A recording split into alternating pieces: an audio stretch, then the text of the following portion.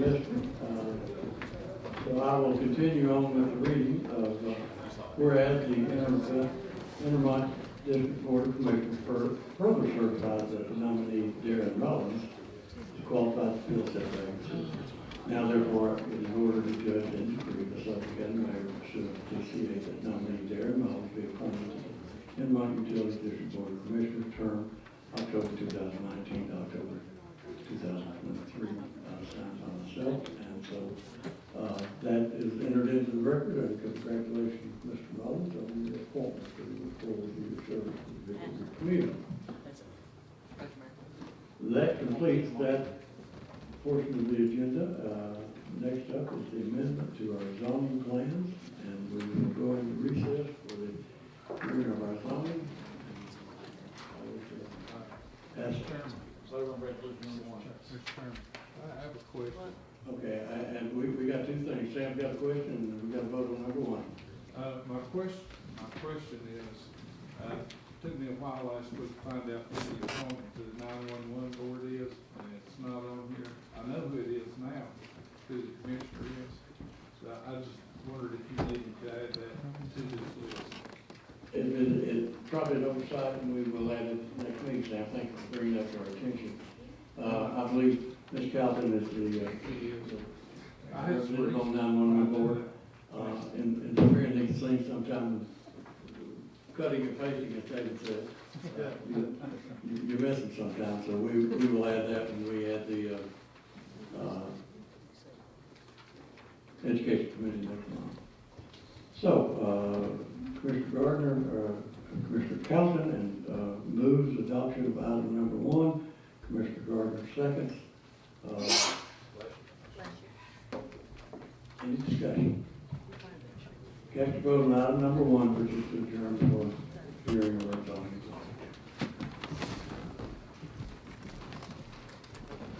Has everyone voted? Anyone wish to change the vote? Madam Clerk, take the vote. 22 yes, 2 absent. Item number 1 is adopted as written, and we will now adjourn to recognize Ms. Torp in the well for presentation of application number 1. Ms. Torp. Thank you so much. So this request went to the Kingsport Planning Commission last month. And I'm going to present their staff report because tonight is also their Planning Commission meeting. So bear with me. I know that you've received a lot of information on this request, but the land is currently owned by Molly Click and under contract with Vulcan Materials, and this request is to expand into the area that is shaded. And so what you have before you is an aerial image. This request is to rezone a portion of the property from R1 to M2. If you're familiar in the Kingsport area, Vulcan Materials has been in existence for a very long time, grandfathered in, but the yellow line that you can see is actually the city limits line. So the portion that they're expanding is in the county's jurisdiction, and that's the request for you tonight. So again, this went to Kingsport Planning Commission for their recommendation last month. And this is along Lynch Road in the Kingsport area, and you can see the river, Holston River. Is there a pointer on this? I apologize. I think it's at the top. At the top, okay. I wanted to point out the area that we're talking about is just this area. So it is not the entire parcel of land. So it's very difficult, if any of you went to see the property on your own time, you really couldn't see what was going to be considered for rezoning, and obviously you wouldn't want to be on site during operation. I did relocate the rezoning sign on the public road. However, there is no access, or will be no access to Lynch Road. So it's only this clearing right here that we're considering, and you have maps in your packet to reflect that. So I apologize if you look at the map, the tax map, that's not indicative of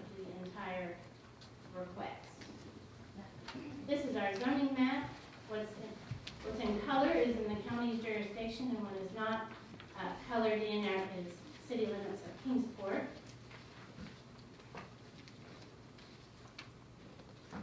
That's all of the slides in your packet. But we submitted the Kingsport staff report, which was very comprehensive. We submitted the addendums that the applicant and their attorney submitted well in advance. We emailed you a lot of information and put it in the packet as well. And then there was some supplemental information, probably more than you wanted to read, but they have all of their active state permits from TDEC, air quality permits. All of those are still in place and active. So just wanted to let you know we've done all our due diligence that we can ahead of time. The Kingsport Planning Commission voted 5-1 in favor of this rezoning request. There was some opposition and some folks in attendance, and the representatives here from Bulk Materials can go over their findings and addressing those comments from the landowners. So again, the Kingsport Planning Commission and the staff recommended in favor of this request, forwarding it on to you. I'll answer any questions that I can. I know it's a lot of information, I'm sorry, but this is important. Okay, we have Mr. Broughton. Mr. Broughton, you're recommended. Thanks, Mayor. This is inside the urban growth area for the city of Kingsport. Yes, sir. If this goes through, will automatically, since part of their company is in the city, will it automatically go to the city? Or what's held it up from being in the city already? They're not requesting annexation, so it's still in our jurisdiction for zoning and permitting and things like that. So the goal is to have future areas of expansion so they can continue operation. I understand that. Okay. I don't think you understand my question. So they're going on, if this goes through and they buy this property, we rezone it. So half of their company will be in the city and half will be in the county, correct? Well, not half, but a portion will remain outside the city limits, Okay. yes. This property, the existing facility is on several parcels of land. Okay, thank you. Sure. Thank you. Any other questions for staff? Seeing none, we do have representatives here from either the company or the community. And the first one, we have Mr. Hale and Mr. Pace. Mr. Hale, right now, if you will give us your name and address for the record. Yes, my name is Tom Hale.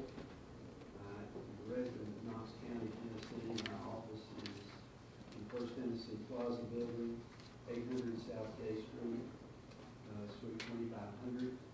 My partner, Bob Bowman, and I are with the law firm Kramer Racing. We're helping walking through the process that we're working through here. We do not want to unnecessarily take your time, but we have brought a number of officials with the company with different aspects of expertise within the company to be able to make sure we can answer all of the questions that you may have about this. We also have a blasting expert as well as an expert in groundwater who are retained by the company to be able to explain some of the issues that we know have been raised as concerns by some of the citizens. I would like to take a moment and ask Mr. Brian Pace, who is the Vice President and General Manager of the Central Division for Vulcan, if he would make a couple of comments, and then we would like to be able to answer your questions that you have, and also be able to respond to any particular points that are raised by the opposition.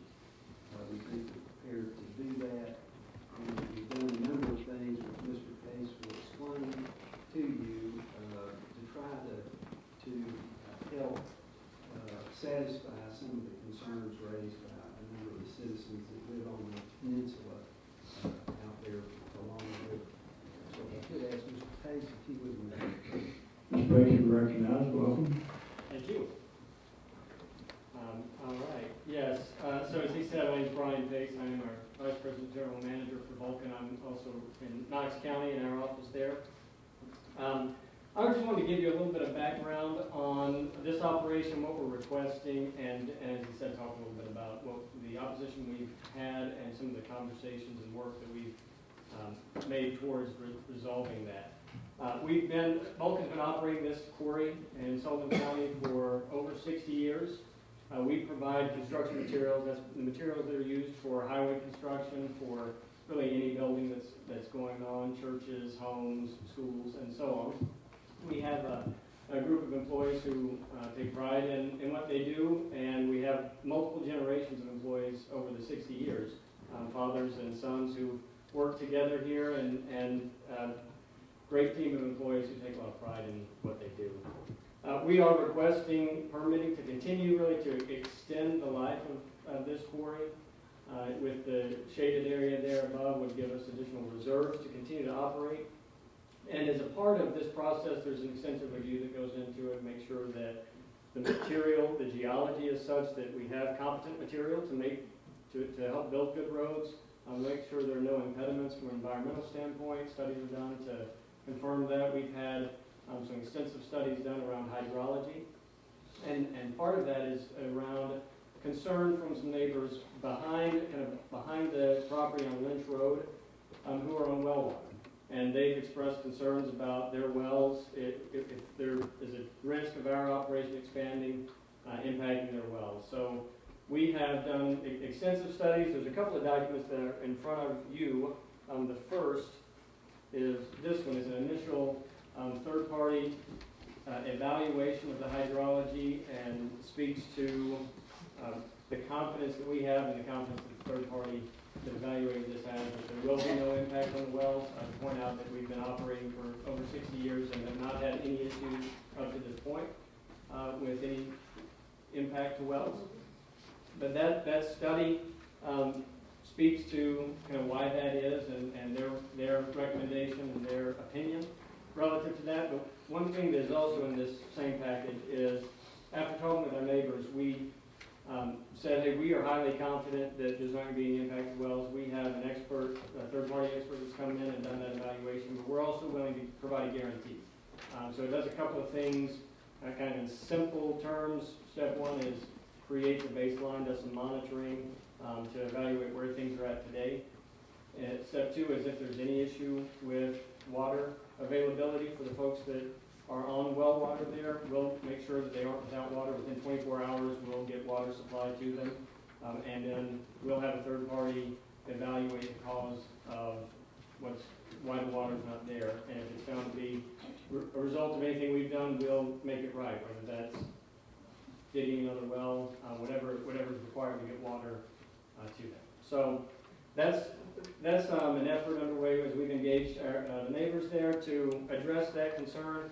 The second document is really, I would say, step one of that, which is an assessment of where the wells are currently, an attempt to answer one of the questions from a neighbor who's concerned, which is just to say, where does the water come from? Where are their wells getting water?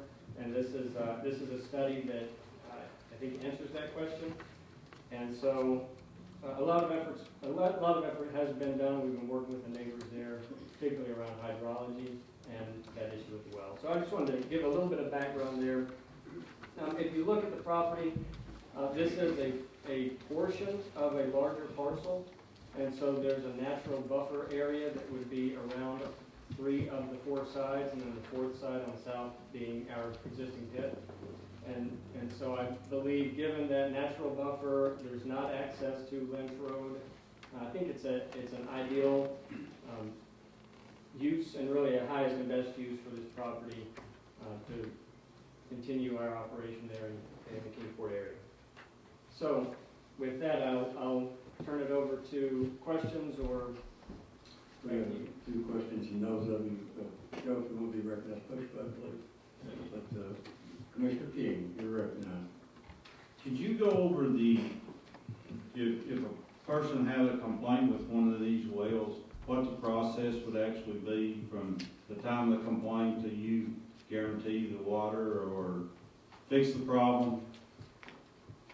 I I can, and Jill, I might ask you or Tom to make sure, help answer that question as well, but what is laid out here is essentially that if there is water, if there's a, the well's not getting water as intended, then we would, within 24 hours, make sure that there's water available, whatever that may look like, whether it's drinking water is needed in small quantities or larger quantities, taking care of that immediate need. So then there's a page, it's the second to last page of this document, has under item number 3, the complaint process.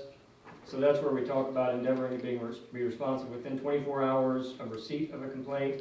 A representative will contact the property owner, offer to provide bottled water for drinking and cooking, and consent with contractors to conduct a timely initial assessment to determine what has happened. And again, if there's additional water needed immediately, that's addressed underneath in some of the bullet points. And then Vulcan, at our expense, would get a third party to analyze, okay, what's causing this? And really the intent there is to rule out things like mechanical failure of a well pump or a drought or something like that could be causing it.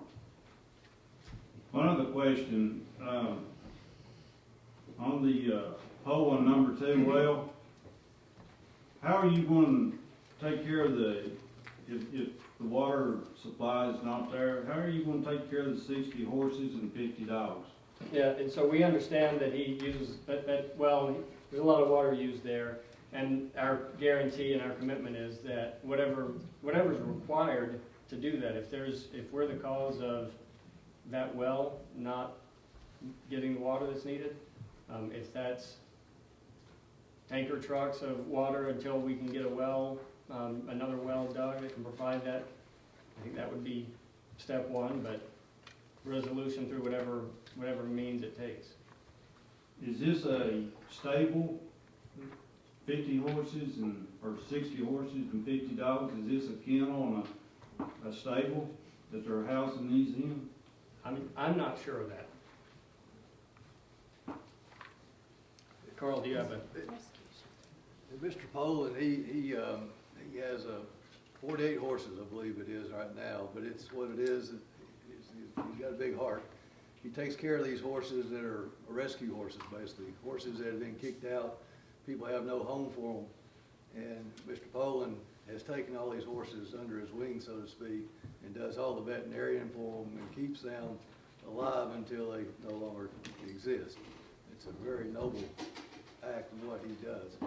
And he does the same thing with dogs. All these horses are blind, some race horses that have been no longer needed.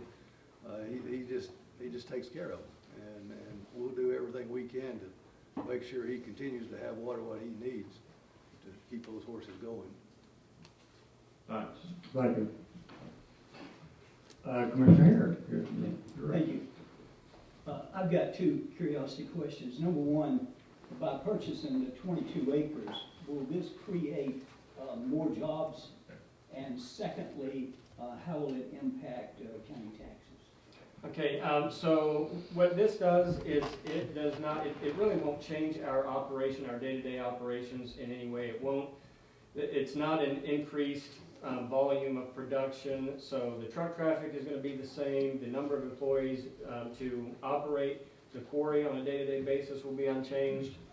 It will just extend the life of those reserves. So what I would say is over time, it will keep jobs at this facility as opposed to sometime down the road, that material being sourced from another location and hauled a greater distance to provide material for local jobs and for local projects.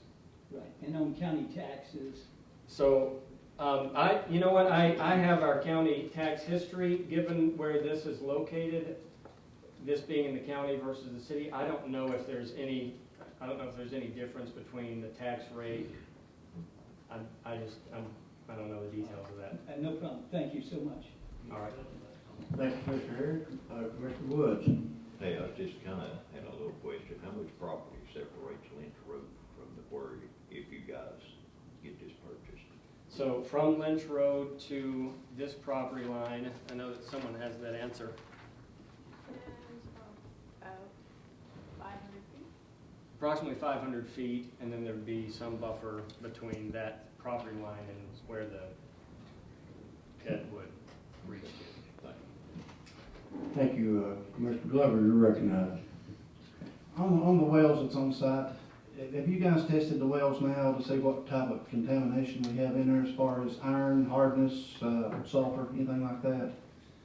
So we have, we've tested the wells as far as the depth and that is concerned, but do you want to speak to the specific tests that have been done on those? Do you have any other? Yeah.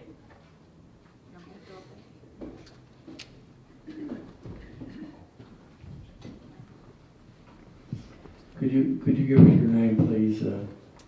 My name's Jill Downer, and my address is 1000 East Warrenville Road, Naperville, Illinois. We have tested the wells for the water to elevate the depth from the surface to the top of the water. We have not done any quality testing at all. None of our operations would have any impact on the quality of the water. If you guys do any blasting or anything like that, and it does affect the quality of the water as far as the aquifer breaking into the existing well that they've got, that's got iron or sulfur, something like that, is there something on hand that would support these families in purchasing that equipment to make it drinkable for them? Our operations would not have an impact on the quality of water. We've got a hydrogeologist here who can kind of talk about where the water comes from and how that works and what impact we could potentially have on that water. But really the only impact we would have on it, if any at all, would be relative to elevation of the depth of the water, not the quality of the water. Thank you. Commissioner Starnes, you're recognized. When will the work start on this parcel of land? So I think, I don't have a specific even time frame in the terms of months, but sooner than later. This would not be necessarily something that we would say, hey, these are reserves that we'll access years from now.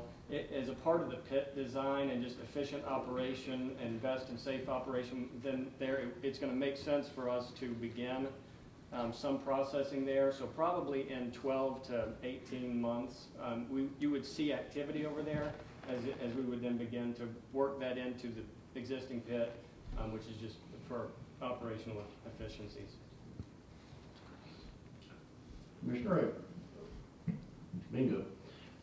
My question, I don't know if it's really for you or for Amber. So we got 84 acres you're purchasing, correct? Total. I think the actual acreage that we're purchasing is 22. Oh, so you're only purchasing 22 out of the 84 that is. Correct. Okay, that was my curiosity. Why are we only doing, okay. So you're only purchasing that 22 acres. That's correct. Gotcha, okay, I apologize. Thank you. Commissioner Burrell, you're recognized. Thank you, Mr. Chairman. Gentlemen, I just kind of want to cut to the chase here a little bit, if we could. And this just say, what if your work on the 22 acres that you're buying impacted any of the homeowners' wells, sunk them, or whatever might happen? And you know, I mean, we're saying what if. Within this guarantee with the property owners, you would dig them a new well, or get utility water to them somehow, or something? Yes, so what we have said here is that, and I want to make sure that I'm telling you from the verbiage here.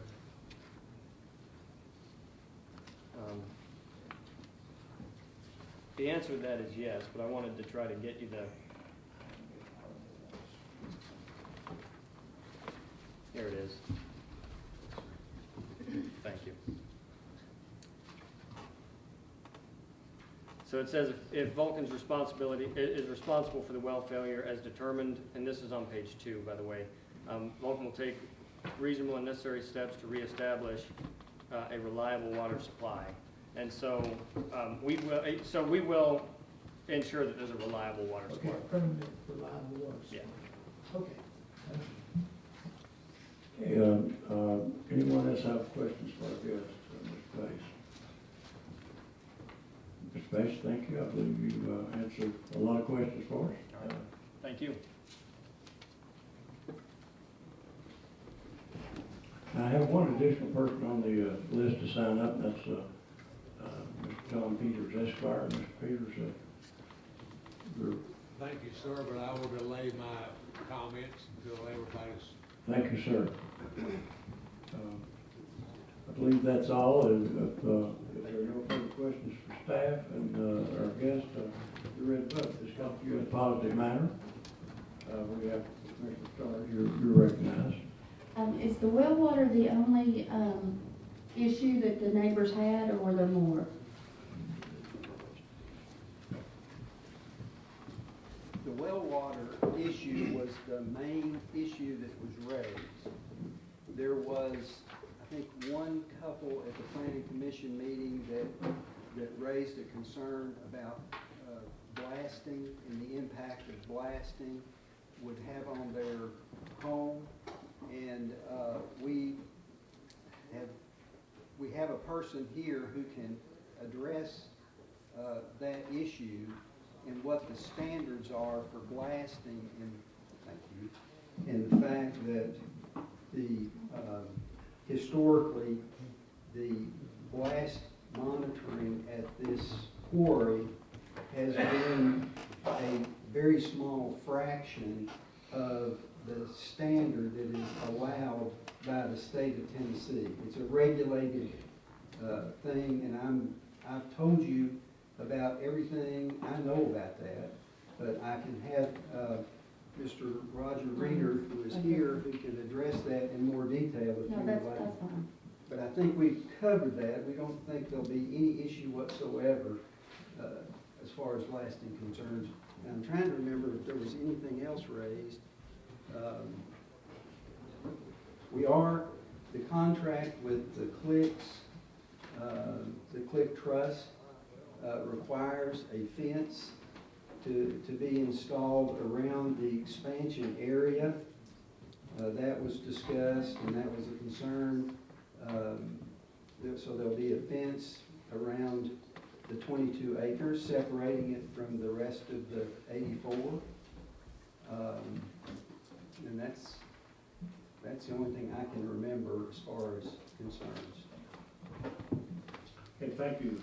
Commissioner George, you're recognized. I believe we've got one more question, Counselor. No, thank you, Mayor. I just want to say that this is in my district, and I have not had any calls or comments on this in a negative way. And Vulcan has been a wonderful neighbor to the people in that area and to Sullivan County, and I hope to encourage people to vote for this. Thank you. Commissioner Blaylock, you're recognized. I just have one question.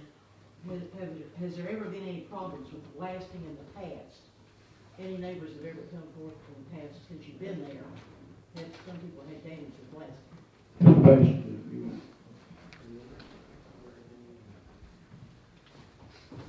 So it's not uncommon when there's blasting for you to, you may hear it and you may feel it. So there are from time to time calls and concerns about, hey, this felt like a big blast. We monitor that, and as he mentioned, it's always, historically, I think over the last 3 years, our highest, the measurement is peak particle velocity, but has been well below just a fraction of what the state allows. So the short answer is there have been concerns or raised, and residents who have said, hey, I felt that blast, it seemed pretty significant, but there have been no issues where any damage was, there was any damage caused we were found for. So, all right. Thank you, Judy. That good? Thank you. Any further questions that for staff or our guest? Seeing none, this comes to you in a positive manner. So when the board opens, you can cast your vote for yes to approve the proposal and no to reject it.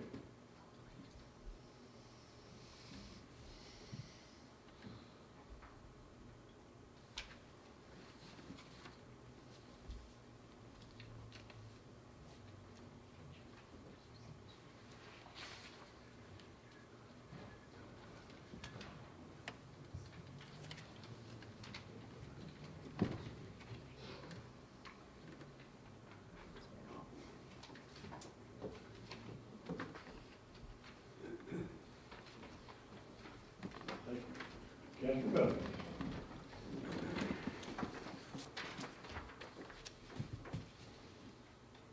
Has everyone voted? Anyone wish to change the vote? Madam Clerk, take the vote. 22 yes, 2 absent. Have received necessary majority. Application number 1 is approved. Member, having nothing else on your agenda? That's all I have. We are back in regular session on the resolution. Agenda, the next up is the consent agenda. Do we have a motion to adopt the consent agenda? Sullivan and Woods. Any discussion on the motion for agenda? As you know, you're talking about this morning. Seeing none, when the board opens, cast your vote on the consent agenda required a unanimous vote. Vote.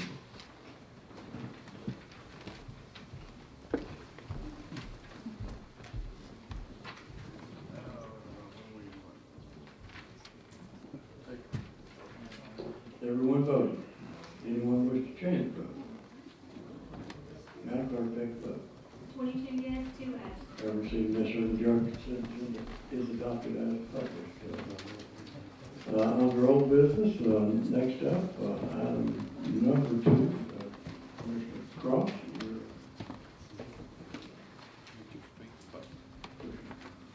You're recognized on item number 2. As I said last Thursday, I'm tabling this motion at the current time. Commissioner Cross wishes to move his motion for adoption to the table. Without objection, it's tabled. Thanks, sir. Next up, item number 3, resolution. Mr. Vance, you're recognized on item number 3. Yes, Mr. Chairman, there were some questions during the work session. And I did have an amendment to add to this resolution. The question was, is this renewing the contract with Security Technology for the phone service at the jail for an additional 5 years, starting October the 18th. They also offered him a $900,000 tech grant to be payable on January 1st, 2020. The question was, can we accept the grant and how the grant will be spent? Mr. Bailey checked with the comptroller's office to make sure we would be in compliance. So the amendment will have, already the amendment, the expending of the grant funds is $900,000, tech grant payable 1/1/20, and the tech grant is $100,000 on 1/1/21. Each subsequent years thereafter during the term shall be submitted to the Commission for approval and purchasing carried out by the County Purchasing Department. So upon this resolution and receiving the $900,000 grant, the Sheriff's Department will submit a request to this Commission on how this money is going to be spent, and it'll go through the normal processes through the County Purchasing Agency so that the money will be monitored based on the state laws. What the Sheriff's Department is wanting to do, there's a long list of things that they're wanting to do with this grant money to upgrade their software at the Sheriff's Department. Also, reduce some of the maintenance fees that they're currently having to pay on multiple systems right now. We're looking at about an $80,000 maintenance fee that they're going to save. And that's upon using the grant money. So there is 2 things in this resolution. One, going into contract with Secure Technology, and also accepting the grant. So that doesn't mean we have to expend it exactly the way they want it, but they're going to be bringing that back to us. So didn't want to co-mingle something, but it does require the resolution to be passed so we could be recipient of it, of the $900,000 grant. So I'll take any questions. Mr. Vance renews his motion for adoption, seconded by Commissioner Gardner. Any questions for the sponsor? No questions, I'll call the questions, sir. Seeing no questions, we're ready to vote. On the board open. Item number 3 as amended by sponsor.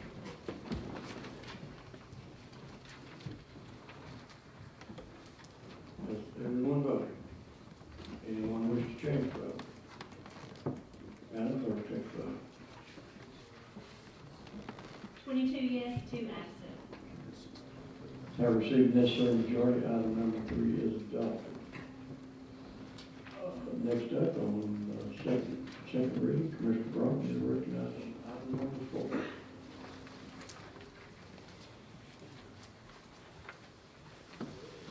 Thank you, Mayor. This resolution, Commissioner Akers spent more effort on it than I did really and truly, and I'm going to yield to him because I think he has some additional information. Commissioner Akers, you read. Thank you, Chairman.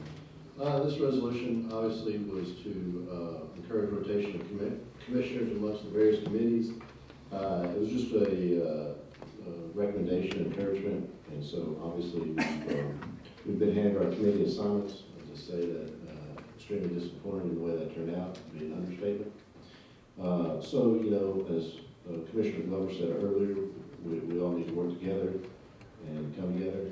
Obviously, some of us don't have the experience as others in this commission room.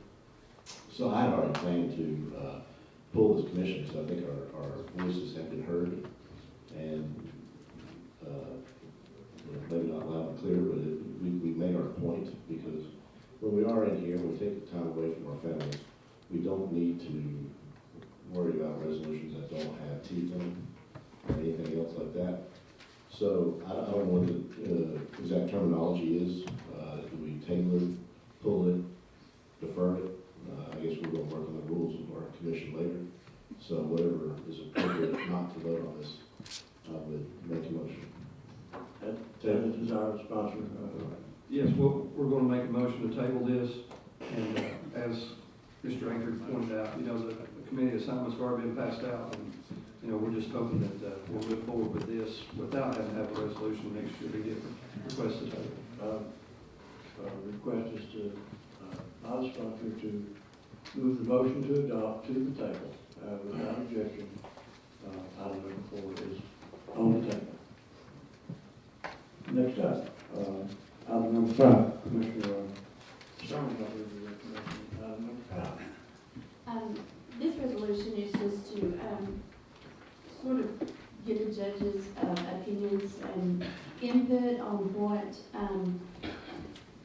we need to do to help overcrowding at the jail. I reached out and tried to catch these judges and speak to them, but I couldn't catch any of them this week. I did speak with one judge, and he's more worried about us moving the courts to Bluntville than anything. So I would just appreciate your support. And it's not, you know, saying they have to do something. It's just saying that it's a request, and just to get their input, because who knows, they may have an idea that we haven't thought of yet. And Mark Hutton would like to be put on as a co-sponsor, please. And Mr. Hutton, without objection, as a co-sponsor. We have a question by your colleague, Commissioner Herring. You're recognized for question. Yes, thank you. I wanted to see if Commissioner Starnes would accept an amendment.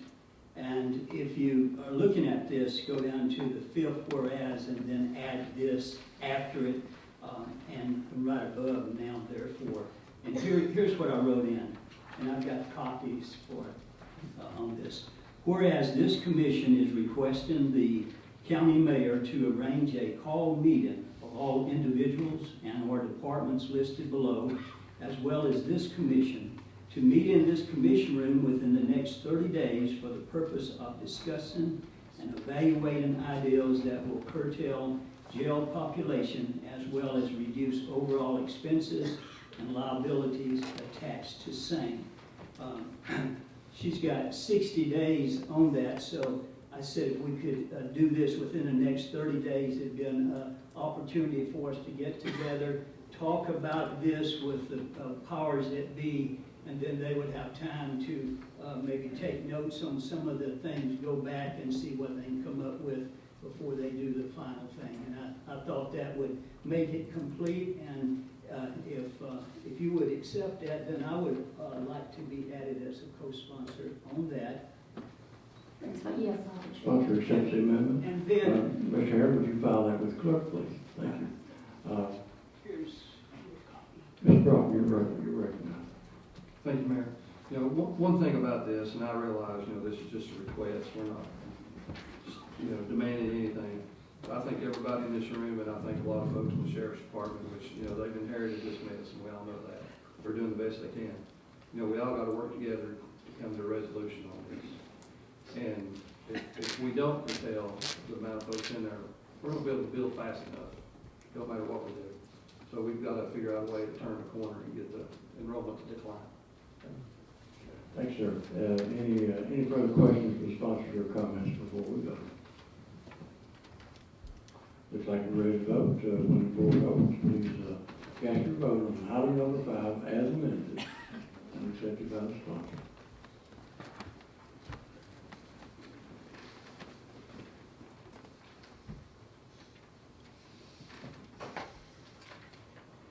Has everyone voted? Anyone wish to change their vote? Madam Clerk, take vote. 18 yes, 3 abstain, 1 no, 2 absent. Having received the necessary majority, item number 5 is adopted as amended. And I will, per your instructions, schedule a special call meeting at the convenience of the commission. Thank you.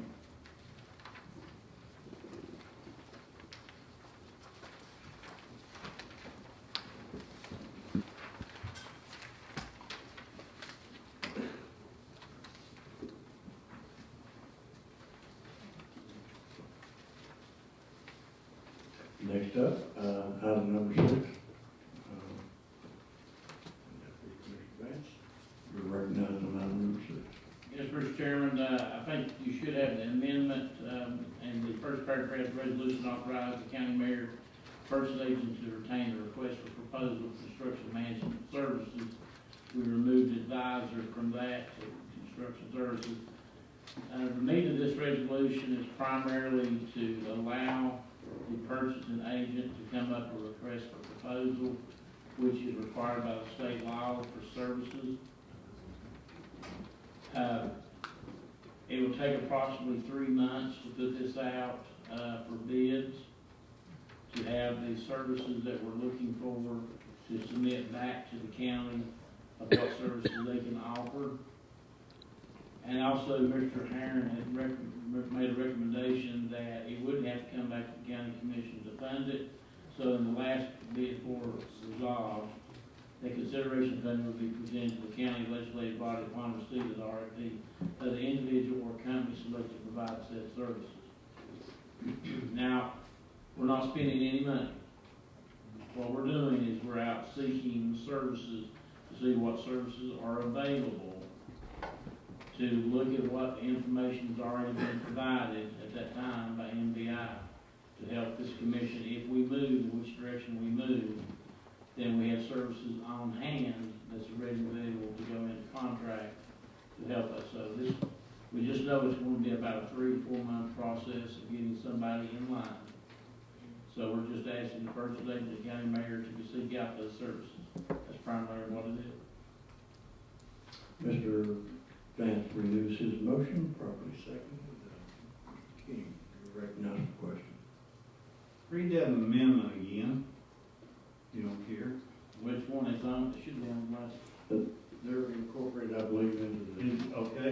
Well, in this resolution, it says to retain a request for proposal and to contract with said individual or company based on our qualifications and experience.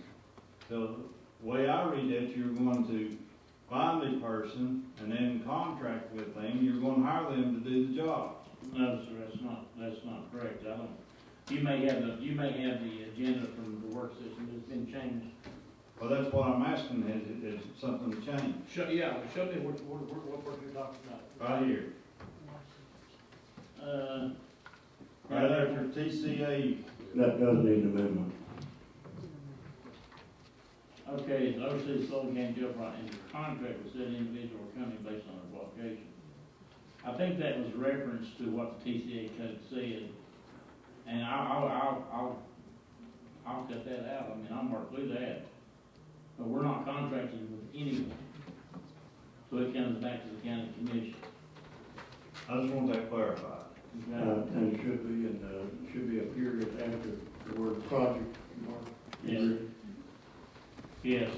Because I was gonna- oversee Sullivan County Jail project, and will remove and to contract with said individual or company based on their qualifications and their experience. We'll remove at the end of jail project will be a period, and the remainder of that sentence will be removed.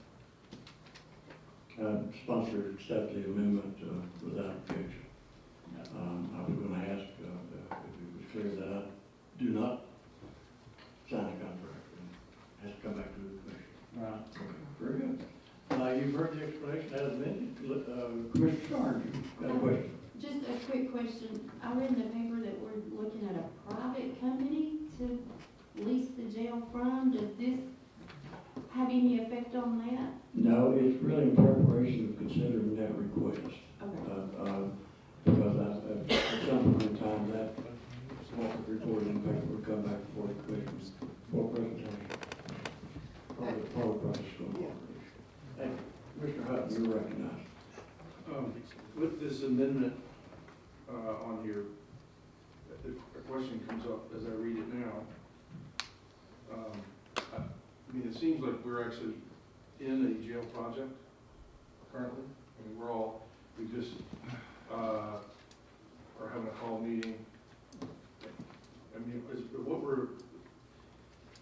is there a benefit in this situation to have this person who becomes the point person that helps us as a commission facilitate even the conversations that we're trying to have, so that there's a singular point, as we're even talking about a leasing arrangement or even with MBI,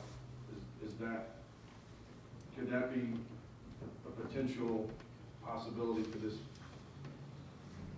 project manager? Because what it talks about in here is the construction itself. But I'm wondering if part of what we do with this RFP, if we're not looking for someone who has some degree of expertise to even be an advisor to us as a commission, to the mayor as well, like a singular person who has this outside objective perspective that can not only do the construction project when it unfolds, but actually helps us even navigate some of the questions that we're having, so that you have this singular point. Does that make sense? I feel like I'm writing. If you're referring to me, no, I don't take it that way. I think the pieces is NBI has basically studied the current capacity and doing a study to tell us what our options are, and they get us those options. And we know the options is to do something, and we should resolution, we're gonna ask people to come together to see something on that point about how to reduce the number of inmates in the jail. This here is just seeking out services, determine where if the service is available, that when we make that decision that we want to build the jail, then we've got someone that can manage the construction side and making sure that whatever the bid has been put out there with construction company is being working for our best interest. Somebody like a construction management service overseeing if, say, J Street got the contract to build the jail. We need somebody that's going to be there representing the interest of the county to oversee that contracting services that got the contract. And that's what this is for. I guess my question is, I understand all that, but I guess my question is, we haven't decided, we're hiring the project manager for projects we haven't decided on, and I'm thinking, wouldn't it even be? We're not hiring nobody. Well, we're putting an RFP out, we're looking for that. That doesn't mean we have to hire anybody. Could I think I understand the question.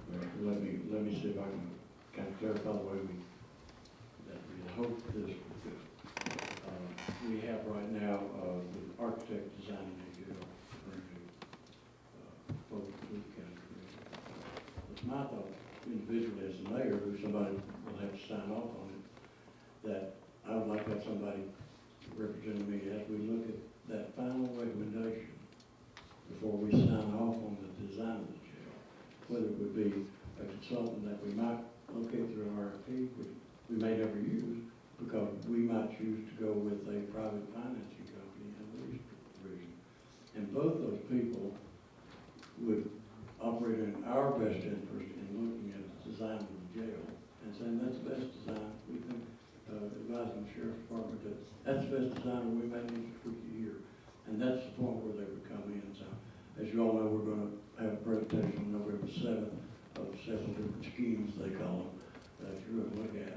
And at that point, we may choose one, we may go back to the drawing board, but before we ever choose one and tell the architect and the purchasing agent to go out and bid on that, I would like to have either that consultant on your behalf look at that plan and say, you really don't need this part, you really don't need this part, you can save some money here. Or whoever's building the jail, if it's a lease, they will become the contractor then, and they will handle that with the architect.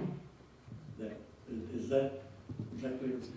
Yeah, I just think about, you know, if a company or an individual is gonna read through our RFP and say, well, are you doing this project, are you not doing this project? I mean, why would they invest any length of time to fill out an RFP if there's some question or not what we're doing? I mean, that's the question I'm asking, like, I mean, if we expanded this, the idea of the project manager to be even a holistic kind of approach, that it's, or have this construction, like when we decide what we're doing, but it's also on this front end, that we're meeting with MBI, but we're actually talking about this lease proposal as well. I guess I'm trying to figure out, like, are we building the jail? Are we determining that we're gonna build this jail? Or are we hiring a project manager if we don't have, if we're doing the project or not? Like, I would say, I think project manager term is a misnomer. Really consultant on approving plans and construction review. I think a misnomer is a project manager. well, that to me sounds like that would be a win, right? But what I read is, this is a particular project manager for the building of the jail. I think we've changed the title of it to construction management services, and that was started at design, I guess. In my mind, that construction management services would start at design, and not just when we started breaking ground. Right. What I'm trying to get is, if we had a bigger picture of what this could be, we could actually hire them sooner. That we could hire the consultant sooner if they're going to be advising on the whole project itself. That's what I'm like. Not because it looks like we're talking about just the construction phase of it, but even the decision part of it that needed consultant. You're right. It really isn't just a construction phase. It's actually in the financial planning for this, and that consultant does that also. Right. And they might advise us that it can be best to go through the bond market or whatever. I just don't think that's the help I'm doing. That's the help I'm doing. Right. Well, I think that's the right kind of help, but I just don't see that language in this resolution. If that language is in the resolution, then it would make a little more sense to me that we would want that person sooner rather than later. Yeah, it's I think it's in the nomenclature and the explanation for it. Okay. And I guess in my opinion, that this may be broad enough where we fit in what you want and what I want. I think it may be that broad. That's the way, and I guess we could go on record as interpreting this to mean that we would take that RFP, look at it before we ever think about signing a contract with an architect and then sign off. Or if we have a company or companies who come in and will make us looking for different kind of financing and different kind of situation like that where we're not on anymore. So, as I say, if we've got broad enough, if everybody agrees that this is broad enough to allow us to do that, I think most everybody understands what we're doing. That's right. I mean, we got some other people who want to come in, and Mark, I'll come back to you if you want to come back later. Joe? Okay, thank you. The way I see this is we have two choices. We can be proactive or reactive. Proactive means we know that we're going to have to build a new jail. We've got 619 beds. Right now, there's approximately 1,100 people incarcerated in the jail, so we know we're going to have to do it.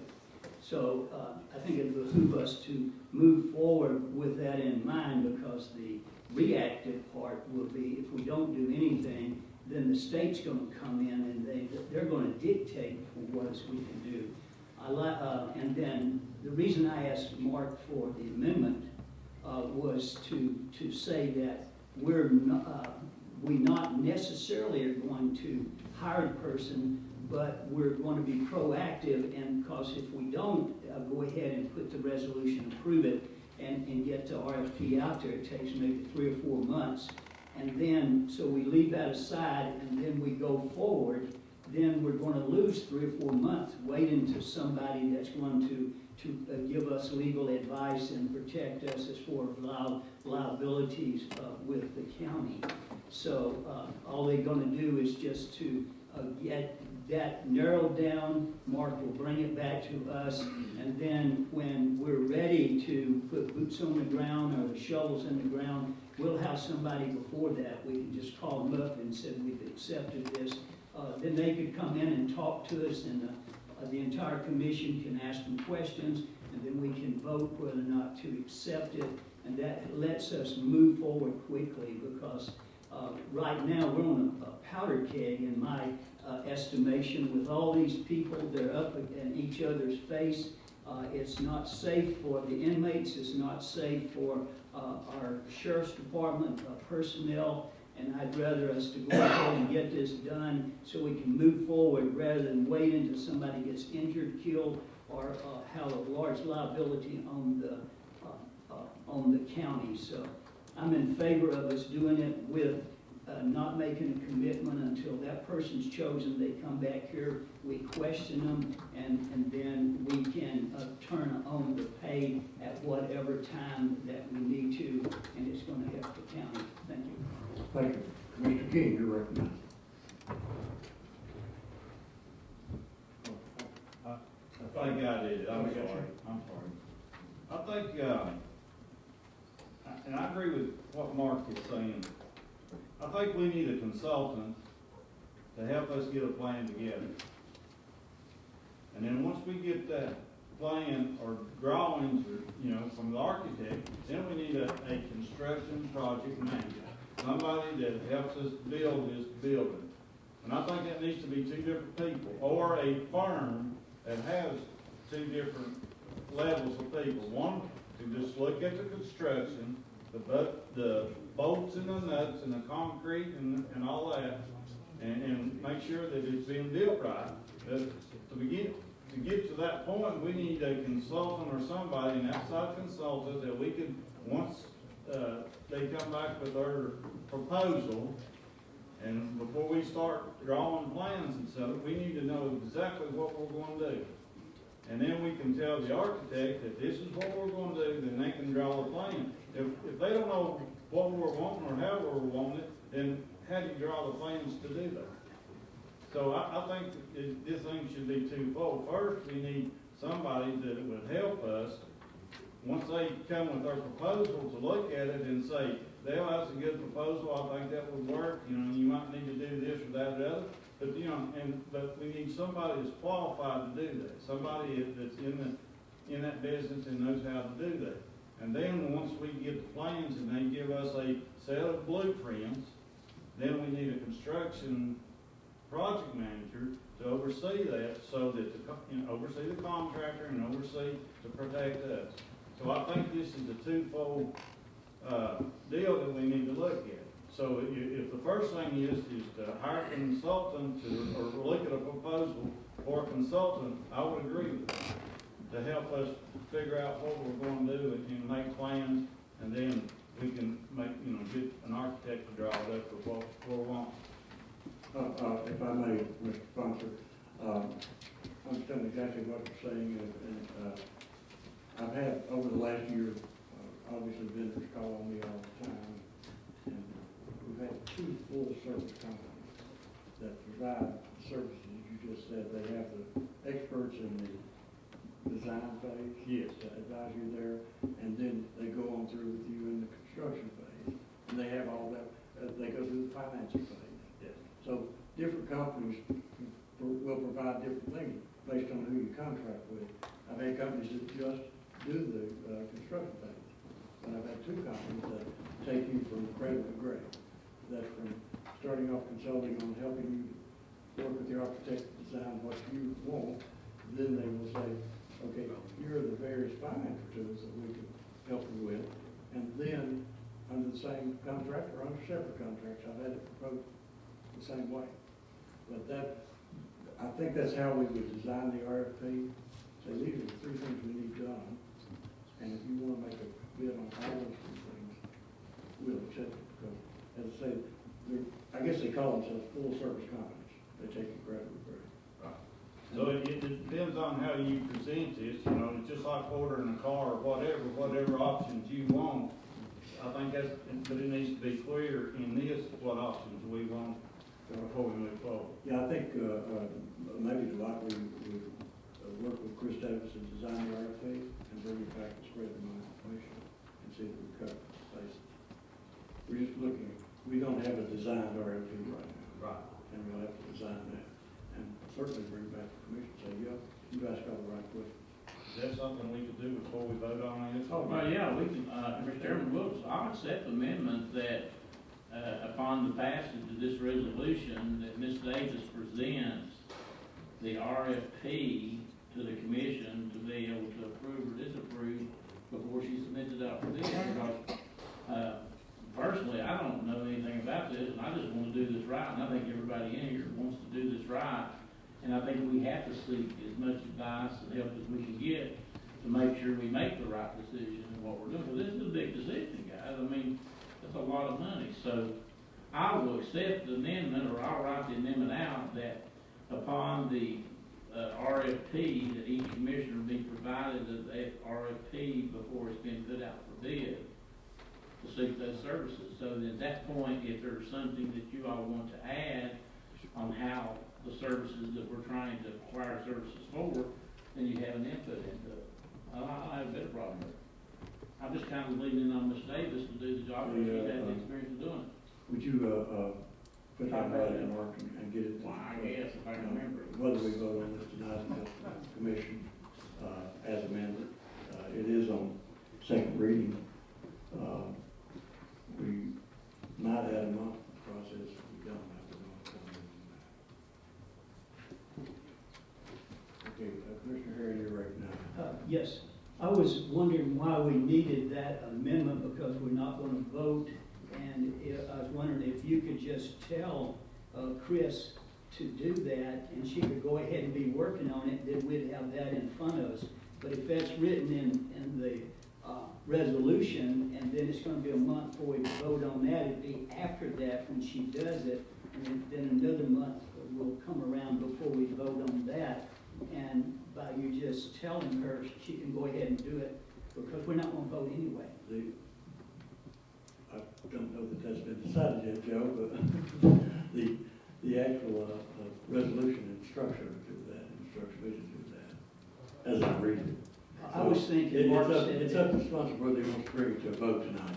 Well, I mean, I'm going to go for the vote tonight. I think we ought to go ahead and go to the vote, but I'm going to, my amendment says Sullivan County Person Agency to provide each county commissioner a copy of the RFP prior to seeking vendors. And so we'll at least have a copy of it, and before it goes out, if anybody has a concern, call her up or call the mayor up and say, listen, I've got some ideas I think ought to be included into it. It can be a working document. You agree with that, Mr. Mayor?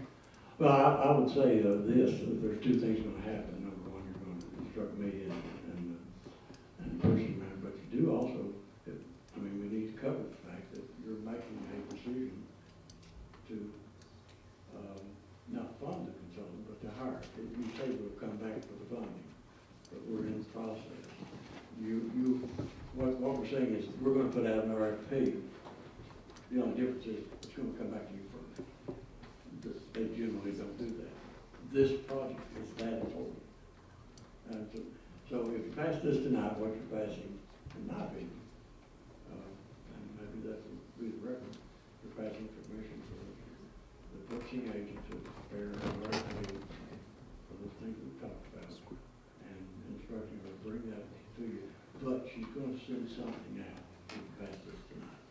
We're gonna go out to the market. You just need to really understand that. I think that's what you're voting on now. So, we've got three folks on the talk for Mr. Aker. Thank you, Chairman. You know, if we're not spending money, I have no use for the RFP. I've never performed an RFP for a jail. I think there's better people to do it. I think we could spend time debating the merits of the, once we got RFP people in here. You know, I mean, if we narrow it down to however many respond and maybe bring us forward RFPs, I think that's when we need to spend this time talking about it. And that could be wrong. I mean, I'm a new kid. I don't have experience. So, but I mean, for us to sit here and spend all this time talking about what RFP are we going to come up with, I mean, Chris and the mayor, they know what they're doing. You know, we're not spending any money. The debate should be over which request for proposal are we going to go with and then fund. That's what that, to me, that's the debate and everything. You know, so I mean, do the RFP. Let's find out who we're going to be dealing with and everything. Thank you, Mr. King. That's what I was gonna say, you know, where's the funding going to come in? You know, if we send this out to, you know, and bring it back, and, you know, we gonna vote on this to approve it, and then start talking about how much funds we're gonna put in to hire this person, or this firm, or this consultant? Procedurally, I believe we put out an RFP, we go back to the committee to select one of those folks, and they would price their services. Right. So that's when we would talk about the funding. That's when you talk about funding. Right. When you say, are you qualified, number one, here's what we want you to answer, and how much can you do it for? Pretty simple procedure. And then the commission would vote yes or no that we're going to do Now, this? is that, I think you'd have to appropriate the funds to do it. Right. You're the appropriator. Right. Now, I would say that it's not going to be in the interest of efficiency for the commission to go over every T, dotted I in the contract. I think we leave that to Well, right here, we've got the attorney just. You look at contracts. Right. Chris signs contract as purchasing agent, so you give her that, by hiring her, you give her that responsibility. I agree. Very good. We got Mr. Hutton. I recognize Mark. I'm comfortable with these amendments in this resolution. I think that we gotta, with the situation we have, with the jail, the needs that our sheriff's department has, the care we wanna have for our inmates, and especially those who work in the jail, I think this gets the ball rolling, and I think we need to get the ball rolling, so I'm ready to see this thing happen. Thanks, sir. Commissioner Cole, you recognize. I think it's a great, good, strong resolution. I call for the question. Have a call for question. Any objection? No objection? No. We will ready to vote. When the board opens, cast your vote on item number 6 as amended with amendment 1, 2, and 3. I believe we're going to have to label those. The last one, Mark, I believe we can get to the third. Has everyone voted? Anyone wish to change the vote? Madam Clerk, take a vote. 22 yes, 2 absent. Have received necessary majority, we will proceed as is adopted, and we will proceed as instructed in the resolution. That completes our old business agenda. We have new business, and first up on new business is item number 9, Commissioner Crawford. His absence tonight, Commissioner Carlson, are you prepared to address this? It's on first reading. First reading. Without objection. Moving on. Item number 10 is on first reading. And that's Commissioner Vance. Item number 10.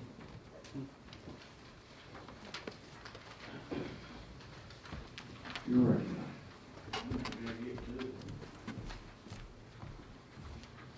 All right, this resolution here, we discussed this during the committee. Several others have asked to be added on, discussed sponsored. This resolution here is to allow the Sullivan County School Department to amend their budget to fund the raise for the Sullivan County school teachers. They're talking about taking $496,450 out of the undesignated fund balance. They also have some attrition built within their budget to cover the raise and so forth. So I'm open for questions. If not, I'd like to call for the question, and I'd like to get this done. Mr. Vance moves to waive the rule for the immediate introduction and adoption of item number 10 on first reading. Seconded by Commissioner Stanley Sullivan. It is all employees. All employees. And the school department is here. Do you have a question? Question? Requires 16 votes for passage. When board opens, please cast your vote on item number 10.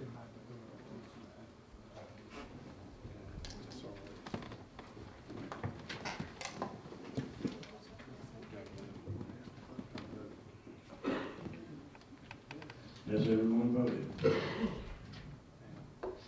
Anyone wish to change vote? Madam Clerk, take the vote.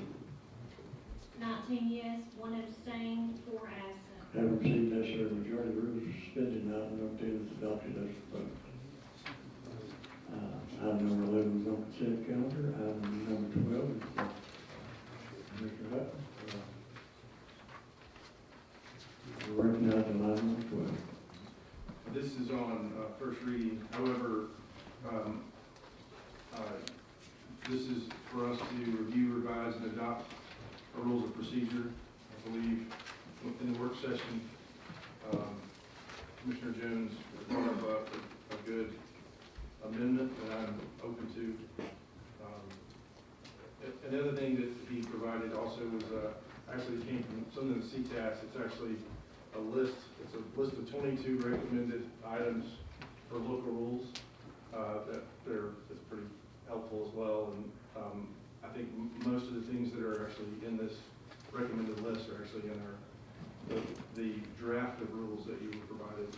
But the amendment that Mr. Jones has to this resolution would involve creating a study committee that would actually meet within the next, before our work session, to review the rules and bring a recommendation to the whole committee so that we could actually look at it. Depending on how we deal with, I think there's a resolution about committees, whatever, however we deal with that, but they could be ready by the committee meetings, and then we would have them for the work session so we could stay on track with adopting our rules. You'll have it as amended at the work session. Yes, but however, we would need to form that committee tonight. It would require at least, I'll let Sam read it. Okay, so Sam, you're recognized on the amendment. Okay, that a study committee be appointed to review the proposed changes, if any, to the rules of procedures, and report back to the commission their recommendations. The committee will be composed of 2 members from each standing committee, executive, budget, and administrative, to be chosen by the chairman of each committee. Further, that the county mayor, county attorney, and county budget director be ex officio members. This committee is to be formed and have their work completed and submitted by the full commission with any changes highlighted at the work session on November 14th. That may be a little quick with everything else that's going on, but that's what I was asked to put in. And I agree with you, it needs to be formed quick, and would it be proper for us to take a small recess and you all, your committees huddle and see who you want to form and come back? Is that a reasonable way to approach the same? Well, sorry. The chairman of the administrative committee is absent. I don't think we can do that. Right. Well, why don't we try to Well, concentrate? let me ask this. The current chairman, when the committees meet, that's when they elect their chairman, correct? For the coming year. So that's normal. That's normal. I mean, we can go with the current chairman, Angie and Terry. You know what? What if we just make this amendment and we'll just vote on it in December? There's no big rush. Okay. So let's do that. Let's just, have this amendment for the next work session. Sounds like a plan. And then we can, if anybody's interested in serving on that, you can just tell me and I'll write Contact it the down. chairman, I get it. Yeah. Well, the chairman of the committee is going to appoint. Right, sorry. Well, No, That's great. then we'll go forward with just on first reading and second reading. Yes. We'll be in November. That's great. There's no rush. I just, Thank you. yeah, Good job. thank you.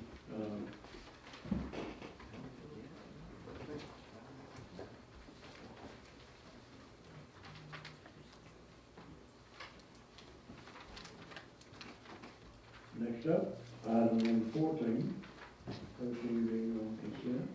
Commissioner Sullivan, you recognize on item number 14. Yes, Mayor, this was presented during the work session. Seems like we kind of got snookered out some money by one of our vendors, and state vendor, and we're going to have to replace it with $5,880.33 for the county trustee and $791 for the county buildings, and this will come out of the general fund. And this is to where they lost their funding for computers. So they need computers, and we need to get them to where they can use them. Mr. King moves to waive the rules for immediate introduction and adoption of item 14, second by Commissioner Harper Road. Discussion. Questions or responses? Looks like you're ready for the question. So, on item number 14, when the not renews the motion, we'll vote. Board open, please cast your vote. Requires 16 votes to pass. Everyone voting. Anyone wish to change the vote? Madam Clerk, take the vote. 19 yes, 5 absent. Have received necessary majority, we are suspended, and item number 14 is adopted. Next up, item 15, Commissioner Vance, you recognized on item 15. Okay, this resolution here is to amend the 2019-20 budget for the circuit court clerk for personnel services. This was left out inadvertently. It's for the 100 account personal services is to put the money that was left out of the budget of $40,658 back into his budget. It was mistakenly left out, so we need to put that back in there. Heard the explanation, Mr. Vance requested to suspend the rules from the immediate introduction of item 15. Seconded by Commissioner Gardner. Any questions for response? Seeing none, we're ready to vote. When the board opens, please cast your vote on item number 15.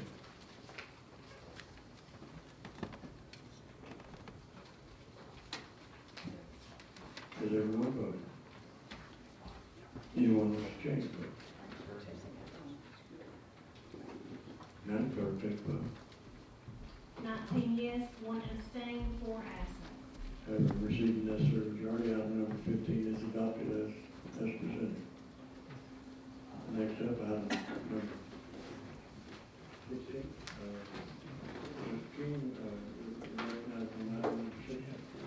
Thank you. Mayor, this was also presented at a work session. This is to appropriate $16,000 to cover the additional salary, $25,000 for a new full-time employee with requiring no additional local funds. Our soil conservation service has been bringing in $800 to $1 million a year for the last 5 years. Plus, year before last, we had an additional project, $750,000. So the work's there, we've got plenty to do. And also, this is, to me, it's a stimulus package because people buy materials to do these projects with. A lot of our farm stores, concrete, post, wire, these things are purchased, and it stimulates the economy. Plus, we this is to help water quality in Sullivan County. So I think this is a cheap way to get a lot of good things done. So I'm asking for the passage of this. Did you want to waive the rule for Yes. tonight? Yes. Sponsor, move to waive the rule for the immediate introduction and adoption by the number 16, seconded by Commissioner Glover. I have a question by Commissioner Calhoun. Commissioner Calhoun, you're listening. I just have one question. Is this a reoccurring event, money? Yes. Okay. Yes. But we get part of it from NRCS, federal money. We get part of it from TDA, Tennessee Department of Agriculture, and then the rest of it comes from Sullivan County. So it's a shared expense, yes. Any further questions? Seeing none, I believe we're ready to vote. When the board opens, please cast your vote on item 16, required 16 votes for passage.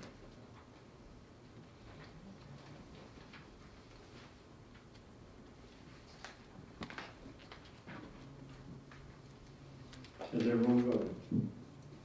Anyone wish to change their vote? Madam Clerk, take the vote. 20 yes, 1 abstain, 3 absent. Having received the necessary majority, item 16 is adopted as presented. Next up on first reading is item 17, Commissioner Vance. I'm sorry, David, did you want on that one or? No, sorry. Okay. Commissioner Vance, you're recognized. Mr. Chairman, if there's not a problem, I'd like to ask for the waiver rules on this resolution. And Mr. Mays is here if there's any question. If you remember back in June of this year, the county commission voted to build some EMS stations and so forth. And in part of that resolution was to provide the funding. Mr. Bailey can also give you some information also on it regarding to give you a little bit of update. The architects has pretty well nearly completed their design phases of the EMS stations. The building committee met earlier today with Mr. Mays and Mr. Steve Hutton to see the plans and so forth. And the building committee voted unanimously of endorsing this resolution and endorsing this project.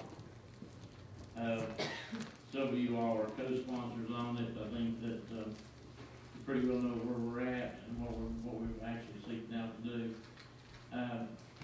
The interest rate that Mr. Bailey was able to acquire for this bond was starting out at 1.45% with a cap at 2 or 2.5%. So it's a great time to borrow money right now. The debt service will be paid back by the penny that's in the budget for EMS services. I think the debt payment is something like $243,000 per year, that's an approximate, and so forth like that. And the goal is to have these buildings put out for contract in November, or put out for bids in November, and somewhere start construction on these stations somewhere around January, first of the year, with an 8-month completion time. But if you have any questions, what is in the plan, Mr. Mays is here. We can call him up, or I'm here to answer any questions, or Mr. Bailey to answer questions as well.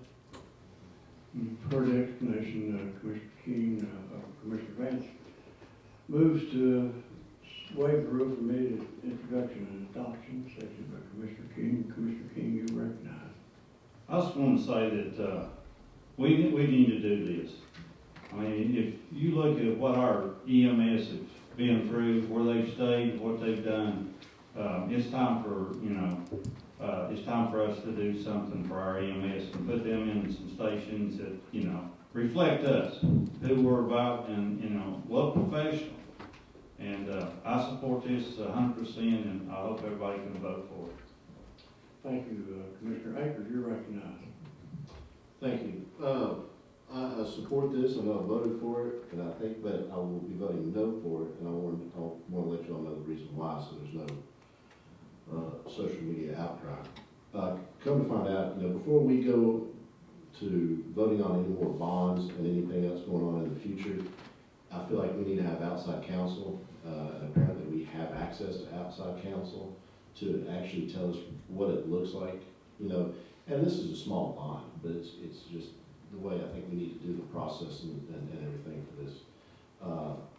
Because, you know, it is a good time. It's a great time to buy bonds, actually. And, but as we found out during the budget, you know, some of the stuff will come to roost. And so I agree with, I voted for the penny cent, I did all that, agree with that. But until I hear from our outside bond people exactly how the county is now, what it looks like in the future, and how things are going, I'll vote no on it, but it's kind of like I vote no, hoping it kind of passes at the same time. But that's fine. Well, and I would refer that question to Mr. Bailey. If he deals with the bond people all the time. So, Mr. Bailey, would you like to open up and answer any questions Mr. Aker had?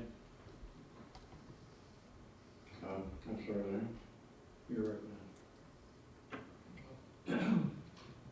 Since the county commission has set aside a 1 cent tax rate for the foreseeable future, which is well beyond the amount that's necessary to pay these requirements as projected right now, the interest rates should be less than $250,000 a year to pay this off.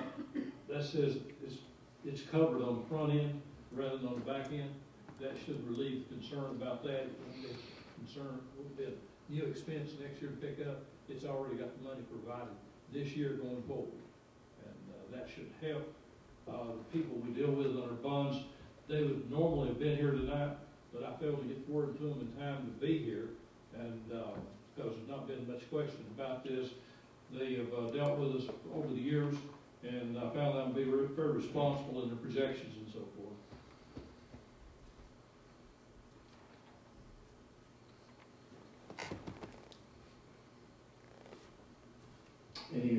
Any questions for Mr. Bailey? And I believe, David, you probably keeping as much procedural as not had this discussion. No, I just didn't know this was coming up so quick. I mean, I was not here last week. So, yeah, that's more of a procedural thing. It's kind of like, you know, we have access to some really smart people. And I think, you know, before we and this is only, what, 3.9 million, so, and when we voted it in, it's more procedural. But before we go down the road of the big bonds, you know, we ought to access these people. And it's nothing against Larry Bailey. I mean, his experience is going to be way more than mine ever is. But if we have access to smart people that can guide us, I think we should use them. And so it is a procedural thing, and Mayor Bailey will not discuss it. So that's all. Thank you. Commissioner Hare, you're right. Yes, this is just a question for Mark. Mark, the EMS building on Wilcox, by the Red Cross, that property I believe belongs to Eastman. Didn't they give us so long and we got to get out of it by a certain date? Yes, sir. We're always supposed to be out of it already.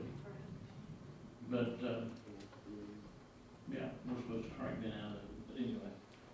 Joe, I'm going to try to pump up that schedule because Eastman's been very, and HD's BAE has been very patient with us, so we're going to try to pump up the schedule. We'll meet their dates. Good. Thank you. Thank you. It turned me too. Any other questions for the sponsor on this resolution? Seeing none, we're ready to vote. Requires 16 votes to pass it. Floor is open. Please cast your vote.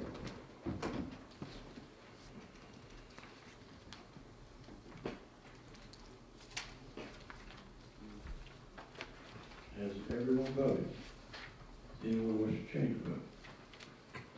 I'm going to take a vote. 20 yes, 1 abstain, 3 absent. Having received the necessary majority, item number 17 is adopted.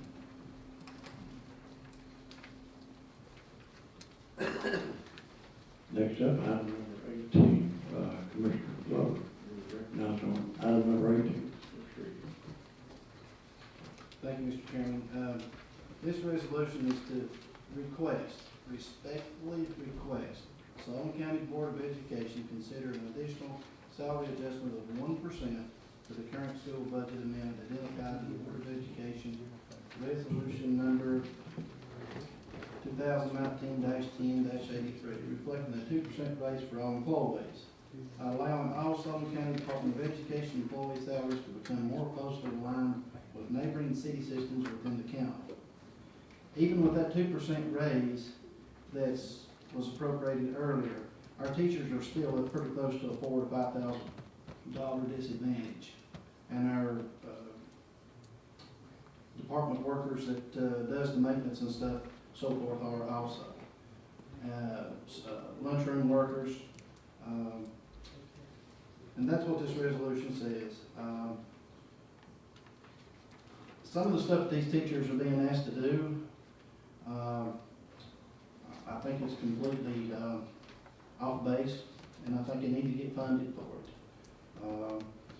The school department has the money. They've got a little over $10 million on top of what we've already budgeted for them in their budget this year. So I think this would be a good gesture for us to recommend that the school department go ahead and give this extra 1%. You heard the explanation, seconded by Commissioners King, Crosswhite, Broughton, and Hutton. We have a list of questions. Commissioner Hutton, you're recognized. Thank you, Chairman. I don't have any questions. I want to speak to the resolution to kind of give an explanation of why I asked to be a co-sponsor. My wife is a teacher. I know, as all of you all do, how hard every person who works in our school systems, how hard they work, the sacrifices that they make. I see this resolution as to some extent, as an encouragement that the commission is behind our educators, and we'd like to see them make more money. We recognize that they need to make more money. Whether the school system can do this or not, I know some people might think this is just a political jab. I didn't see it that way. I don't want it to be that way. I want our teachers and our school system to know that we're behind them, and we want to see sort of this. We want to see them fairly compensated, all the folks who work in our school system. Whether the school system can do that this year or not, that's their decision. This is just simply a request. And I recognize that if they do this sort of thing, that it's coming out of their general fund, which would mean it would be a recurring expense. Now, I voted no for the tax increase, largely because I couldn't see the reasons why we were raising taxes, because I need a reason. I can see a reason to raise taxes to give teachers more money, if we have to do that. I can look people in my community in the eye and say, we raise your taxes so that teachers could get a better pay in the county and across the board. So if that's what that means in the future, then from my perspective, we're going to have to spend money for our jail, which is necessary. We need to spend money for our folks. And granted, economically, our region has struggled to some extent. We haven't seen a lot of economic growth in the last few years, some, but not as much as we want. Our tax revenues are going up in terms of sales tax. But I see this as it can be seen as a goodwill gesture on the part of the commission, that we want to say, hey, this is something we'd love to see happen. That's why my name is on here, and that's why I'm in favor of it. Thank you, Commissioner. Commissioner Herring, you're recognized. Yes. What I wanted to ask you is this. On the 1%, of course, we know it's going to be recurring. And next year, if this 1% recurs, of course, the school system is going to be coming to this commission to make up that 1%, not going from their fund balance to do it. I also know that without teachers, we wouldn't even know how to read or write. So we owe a lot to the teachers, and I think they deserve a lot more than they're getting now. One thing I wanted to ask is this, for example, what we used to do in the old days, if we didn't have a lot of money, we would do, for example, hypothetically speaking, do a 1% bonus for the year, and that still gives them 2, plus it gives them 1, but it doesn't go in their base for next year, and that gives the school system a year to see what they can do next year. and that might be a way of doing that, or that you're not building that in for the county next year unless the school system comes to us. If you look at the bottom of the resolution, it says, be it further resolved that any consideration for this 1% additional salary increase must be within the Sullivan County Department of Education appropriation and or allocation, and is no matter reflects additional Sullivan County funding for this increase. Right. And like I said, they've got $19 million on hand, $10 million unaccounted for. And I can't say that I see a problem. Right, yes, 10 million undesignated funds. Yes, sir. Yes. But what I'm saying is that we don't have another department that's got that kind of money in the bank. Don't know of one. Well, maybe in Mark Vance's bank account, but other than that.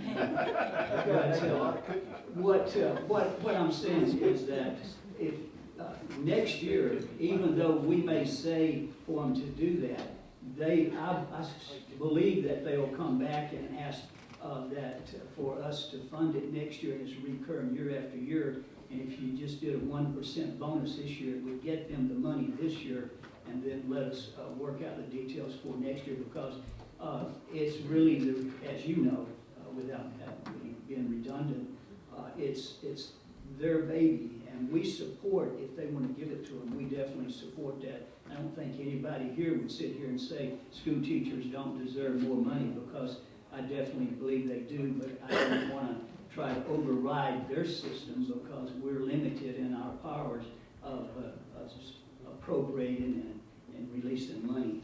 But that was just a suggestion as far as a bonus on the 1% versus of that, so that it's going to clear that up for next year's force. Because I'm sure they would come back to us and ask, you asked for it, now give us the money. But I thank you for thinking about them, because I think they're very valuable people for us and for the generations to come. Thank you. Do you want to put that in as an amendment to do a one-time bonus for them this year, and then consider the extra 1% or 2% raise for them again next year? Is that what you want to do? As a proposal to them, of course, we can only propose and ask, and there's no political agenda other than to assist people that are taken, and I've heard of instance after instance where school teachers are taking money that they get and they're going out and buying supplies to supplement it. And it's a well worthwhile money to be spent, but I'm just asking you if you would consider that. Yes, I will. I think the teachers need all the help they can get with what they've been going through, especially with what they're asking to be teaching at this present time. They're buying a lot of stuff out of their pocket, they're doing a lot of stuff after school. I think it would be a good gesture for us to do that. Joe, I believe you should ask him if he wanted to propose this amendment. He said, is that a yes? Yes. And you accept I that? cut this off. Yes, I just proposed that amendment if he would accept it to do, that we've already done the 2%, but just as a 1% bonus, that'll give them the money, and then it gives time to, for them to look at it. This is on first reading, of course, unless we're going to introduce it to waive the rule tonight. Lover, you want to do that, or you want to just amend it to second reading? We can do that. Do it tonight. We can amend it to second reading. Okay, Joe, will you provide our clerk with the amendment and amend the resolution? Yes, sir. Like, that you're requesting. By doing this on second reading, Mr. Chairman, would this interfere with them getting their money this year if it's passed later on? Since we okayed that resolution earlier to give them the 2%? I think time-wise it'd be fine. I don't think it would interfere with that. They'd have to have, as I understand the procedure, they'll have to have two readings actually, if they accept this. So in my opinion, it would not, it would be their decision, let me say that. Okay. Do you want to wait for the tonight? No, sir. Second reading, yeah. Okay, we'll move this on first reading, Joe. Between now and next time, if you reduce that writing, get to Angela and clerk. I'll tap some. Okay. Without objection, item number 18 is on first reading. Item number 19, Mr. Cross, I cut some people off. If I cut you off and you want to talk, go ahead and press again on this passage. I didn't mean to do that. You want to go out and say I wanted to come in on the previous, Right, yes. I've heard this from school board members, I've heard this from school officials that, you know, they didn't have enough money, they couldn't hire people coming out of college. Now we're back on 17, folks. Right. And or 18. Whether we give them a 1% raise or whether we give them a 1% bonus, it don't matter. Anything we could do to help these teachers out, because first thing is I like to see is us get up their pay up close to what our city and other counties in our area are paying our teachers. And that way we wouldn't be losing the teachers to the cities or to other counties. Or we could hire some of these newly graduated college students because, you know, we were more competitive. And until we get to that, you know, some of the brightest and best students are going to the ones that's going to pay for it. And I just say that there's a need for us, if we're going to retain our teachers and we're going to get the good teachers, good students coming out of college, we're going to have to pay for it. And we got to start somewhere. The money's there, and I think this would be a good gesture for the school board to pass and give these teachers a little more money to where they'll stay with us, and and we can get good teachers coming out of college. Thanks. Thank you, Mr. King. Commissioner Jones, you're up now. I agree that teachers need to, and employees need to be paid more. My wife is one. And I can't vote on this because of that. But I would like to know what amount of money this would involve. There's no dollar amount attached to it. And I don't know if it says there a respectfully request. I don't want to be micromanaging another department, which is not our legal responsibility.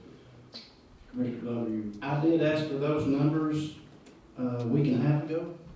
I have not received those numbers yet because the numbers on the original resolution was 400 and some thousand. So what I've done was take the 1% of that, and I did ask Ms. Ingrid for the numbers. I even emailed the next day to get the numbers, and I haven't received those yet. So maybe by chance she has got the numbers tonight and can tell us what that total would be.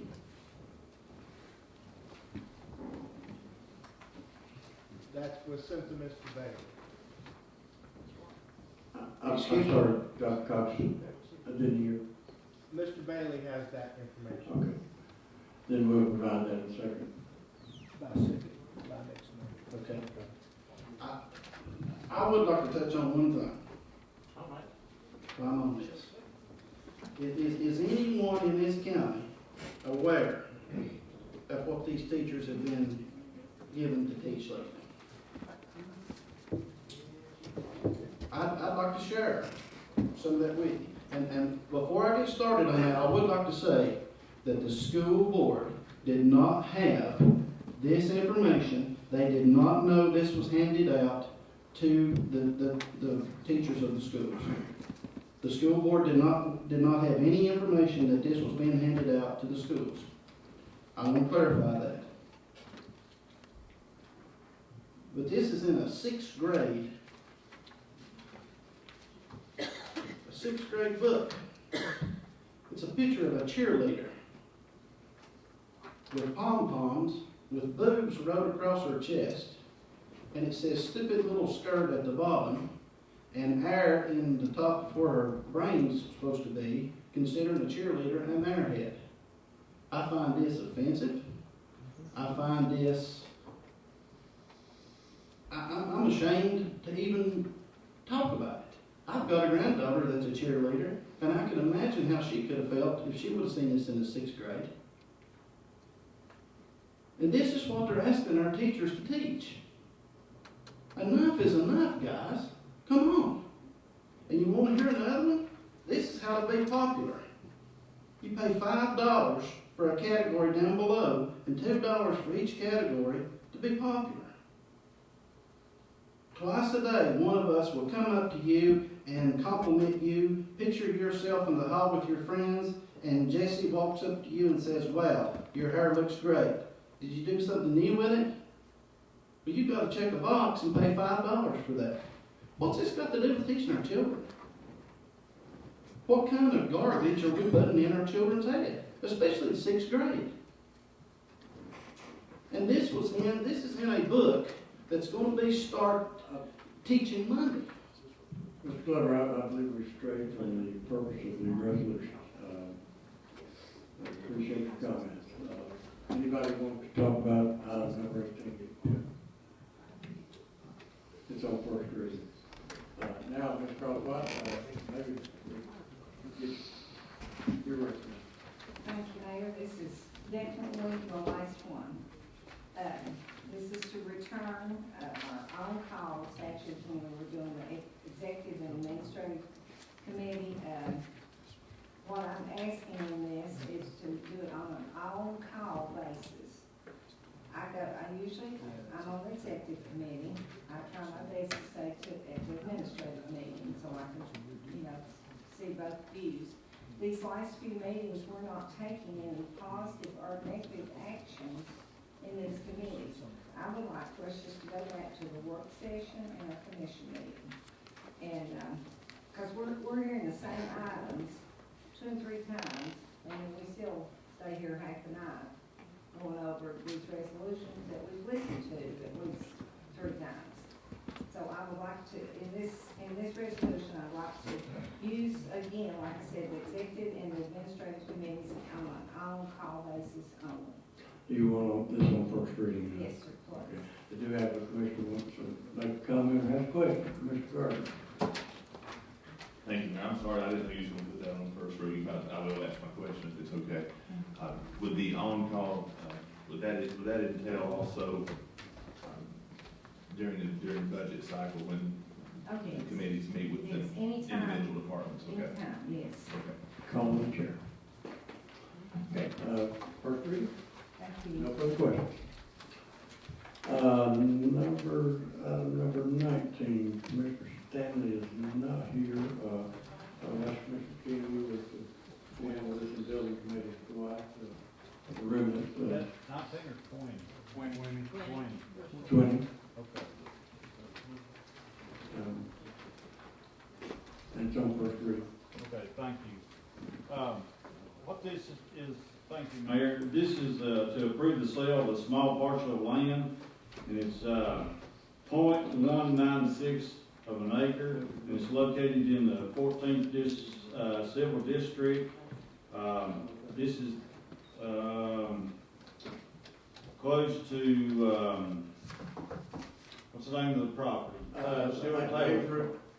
Right. Anyway, it's in that area, and he's buying the parcel behind it, and there's a little triangle that we own, and he's wanting this, and he's offered $1,000 to kind of square his land up on a corner there.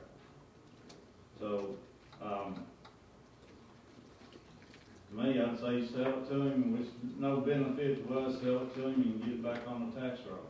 So, Building Committee endorsed that, I believe. right, and that's what the, building committee, or the delinquent tax. I'm sorry, you're right, I apologize. Yeah, that's what we voted on in that committee also, so. I think we need to vote for it and get it back on the taxes. Commissioner King renews his motion, seconded by Commissioner Stanley, to waive the rule for immediate introduction and adoption of item 20. Commissioner, Attorney Street, Commissioner Attorney. Mr. Chairman, is this property we acquired through delinquent tax sale? I'm not sure how we came about it. Well, the reason I ask that is we have policies for example, the sale of excess right-of-way, that we adopted many, many years ago because of concerns about,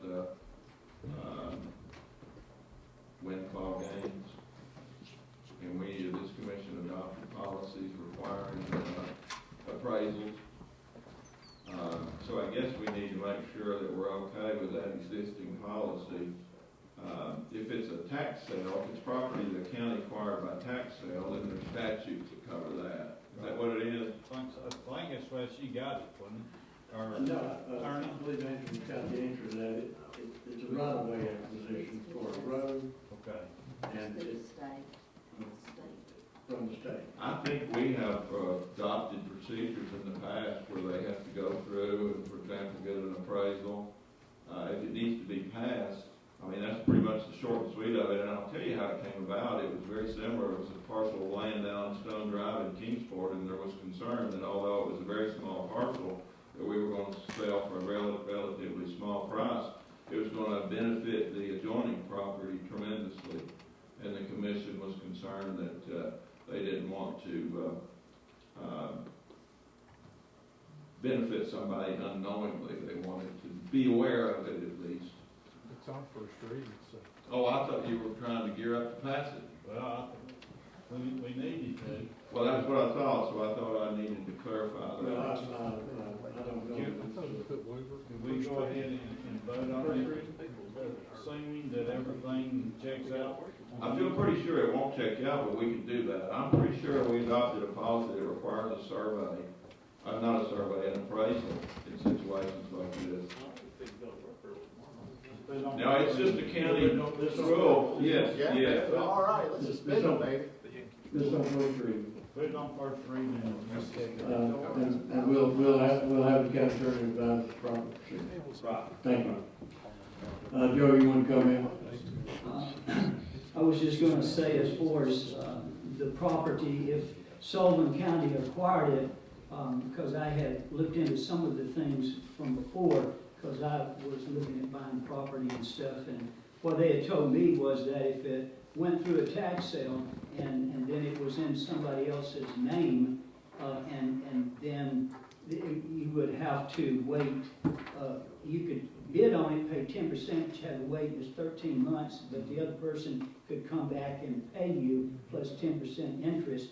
But if it already had gone through that for a year, and then it belonged to the county, they could sell it, but then you come to the mayor's office, fill out a form, pay 10% down, but it had to be run in the paper and be given 10 days for somebody else, because I lost some houses because of that. And I don't know if this falls into that or not. I'll assure you it did not come to the county in a tax sale. It came to the county from the state on a right-of-way acquisition, but this is on first reading. That was item number 20. Item number 20, Commissioner Morrell, you're recognized on item number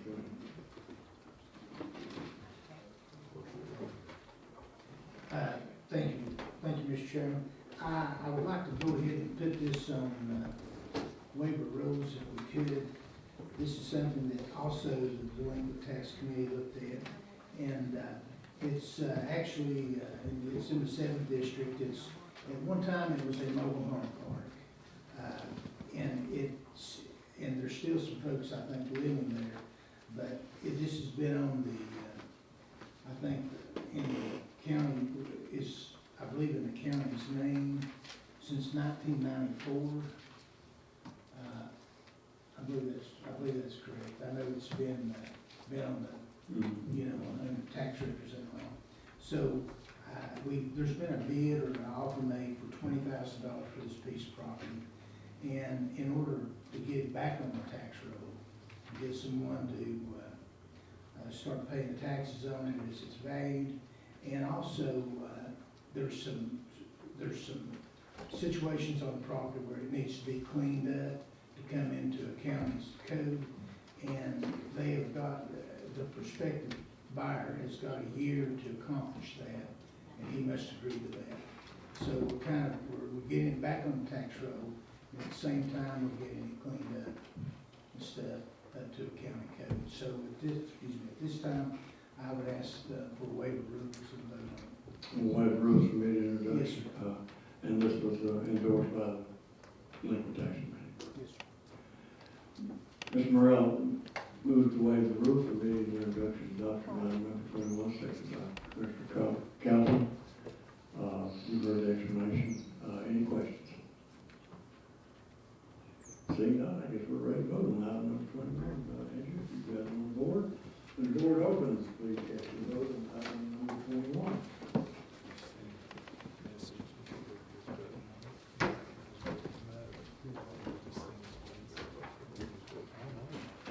Has everyone voted? Anyone wish to change your vote? Madam Clerk, take the vote. 17 yes, 7 absent. By the skin of your teeth. Have received necessary majority, rules are suspended, and item number 21 is adopted. Are there any other items to come before the commission tonight? Seeing no one seeking recognition, Commissioner Sullivan. I just want to say that I just got a text from Commissioner Stanley. I don't know if you know, but her daughter plays volleyball for South, and they won sub-state, and they are going to the state tournament. So I'd just like to congratulate them. Thank you for telling us. Quite an accomplishment. So next week they'll be playing again next week. Okay, any other announcements? Motion to adjourn? Have a motion, second? All those in favor say aye. Opposed, no. You're adjourned.